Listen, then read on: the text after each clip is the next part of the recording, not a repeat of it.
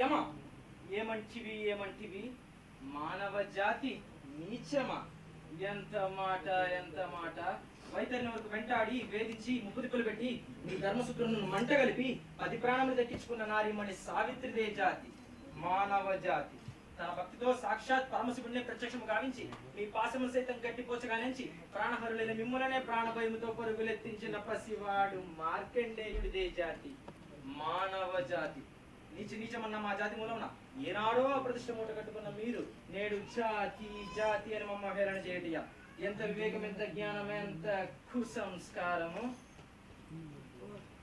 నేటి నుంచి దేవుడు అధికుడు, నరుడు అదనును కూకటి వేళ సైతం ప్రకటించి వేసదా. ముక్కులు ముక్కోటి దేవతలు, దిక్కులు దిక్పాలకులు, మనోనిచ్చ పంచభూతములు సైతం వా జయహో నరుడా అన్న విధముగా సింహాసనం అధిష్ఠించదా.